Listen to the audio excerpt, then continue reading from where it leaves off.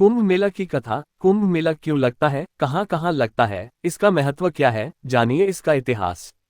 13 जनवरी 2025 से प्रयागराज में महाकुंभ मेले की शुरुआत हो गई है।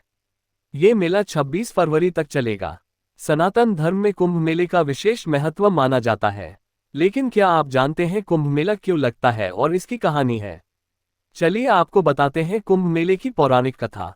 महाकुंभ भारत के 4 पवित्र तीर्थस्थल प्रयागराज, हरिद्वार, उज्जैन और नासिक में लगता है। 2025 में ये मेला उत्तर प्रदेश के प्रयागराज में लगने जा रहा है। सनातन धर्म में कुंभ मेले में स्नान करने का विशेष महत्व माना जाता है। कहते हैं जो व्यक्ति कुंभ में शाही स्नान करता है उसे मोक्ष की प्राप्ति होती है। लेकिन क्या आप जानते हैं कि कुंभ मेले की शुरुआत कैसे हुई?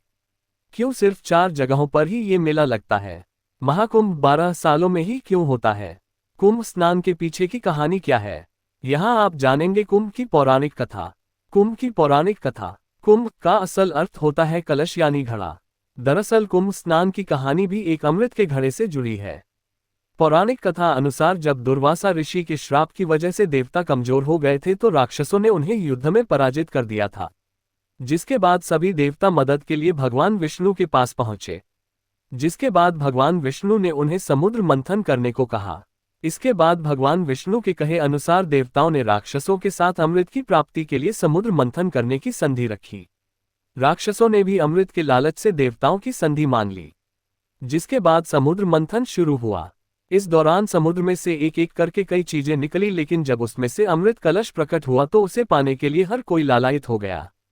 तब भगवान इंद्र के बेटे जयंत ने अपने पिता के इशारे पर अमृत कलश उठाया और वो वहां से भाग निकले।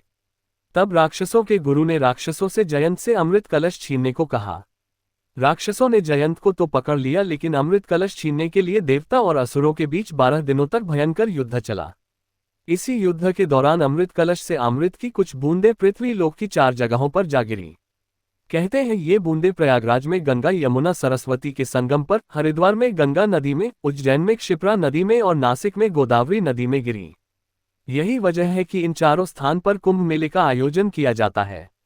कहते हैं जयंत जब अमृत कलश लेकर उड़ा था तो वह 12 दिनों में स्वर्ग पहुंचा था और शास्त्रों के अनुसार देवताओं का एक दिन पृथ्वी लोक के 1 साल के बराबर होता है।